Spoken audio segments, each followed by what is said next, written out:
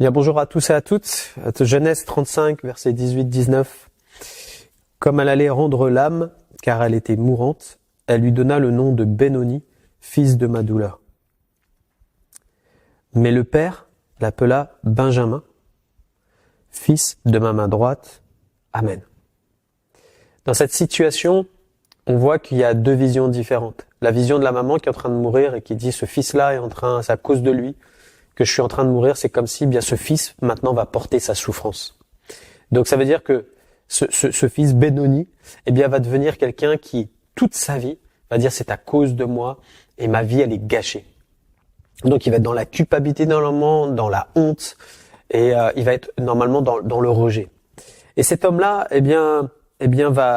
cet enfant plutôt, va avoir son nom transformé par l'action du père qui va venir s'interposer avec cette destinée pour son fils et dire non, je refuse cela et je change sa destinée, je change le mal en bien et je l'appelle fils de ma main droite, c'est-à-dire celui qui est béni.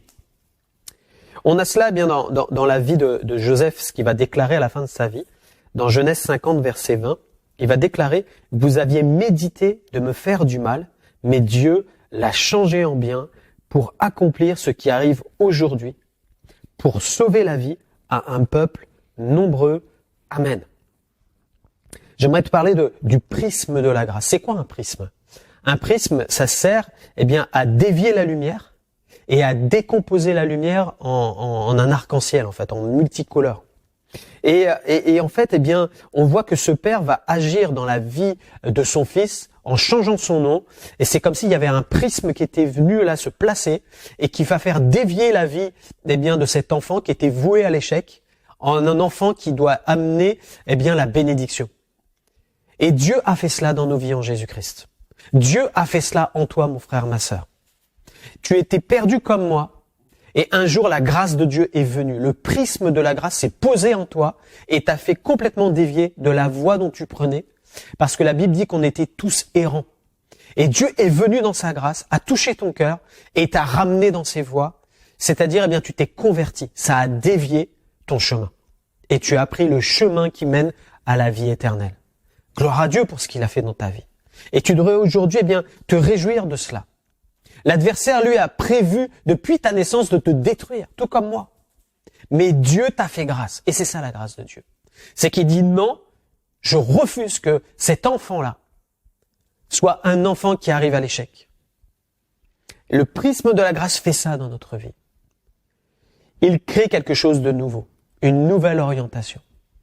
Le deuxième point, c'est que on voit que le prisme décompose en fait la lumière, c'est-à-dire qu'il y a quelque chose de nouveau qui se dessine, quelque chose de beau qui se dessine. On voit que dans ce texte-là de Joseph, Joseph va déclarer que non seulement Dieu a changé le mal en bien dans ma vie, dans mon parcours, il a tout changé. Je lui ai fait confiance et il m'a amené dans une voie où aujourd'hui je suis Premier ministre en Égypte. Mais pas simplement pour moi, il l'a fait. Il l'a fait parce qu'à travers moi, je dois montrer sa gloire et je dois être une source de bénédiction pour ceux qui m'entourent. Et lui, qu'est-ce qu'il va faire à l'époque? Sa famille, il va les amener là, en plein milieu de la famine, et ils vont être nourris. Et il va reconnaître que c'était le plan de Dieu à ce niveau-là. La grâce de Dieu dans ta vie t'amène dans une autre dimension, dans le plan de Dieu pour toi, dans un service particulier, parce que Dieu a des projets de paix et non de malheur, un avenir et de l'espérance pour ta vie. Et aujourd'hui, Dieu veut te montrer cela, te rappeler cela dans ton cœur. De dire, une fois pour toutes, je t'ai pris par la main et je t'emmène dans la bénédiction. Pourquoi cela a été possible? Parce que Jésus-Christ l'a accompli. Ésaïe 53, verset 10 nous dit, « Il a plu à l'Éternel de le briser par la souffrance. » On parle de Jésus. Après avoir livré sa vie en sacrifice pour le péché, il verra une postérité et prolongera ses jours. Et l'œuvre de l'Éternel prospérera entre ses mains. Amen. On voit qu'il y a une double destinée. C'est-à-dire, à la fois, Jésus était un homme habitué à la souffrance, nous dit les Écritures. Donc, il était un Benoni, fils de ma souffrance, mais qui va devenir un fils de la droite du Père. Il est assis à la droite du Père aujourd'hui. Et aujourd'hui, en son nom, on a le salut. Et ce que Dieu a fait à travers Jésus-Christ, eh bien, il veut le faire dans ta vie aujourd'hui par la foi. Alors ne te décourage pas aujourd'hui, mais sois confiant dans le plan de Dieu pour ta vie. Tu es sous sa grâce. Que Dieu te bénisse et on va prier. Seigneur, merci pour, Seigneur, ta parole. Merci, Seigneur notre Dieu, parce que tu nous as fait grâce. Tu as changé notre destinée. Tu as changé notre vie, Seigneur.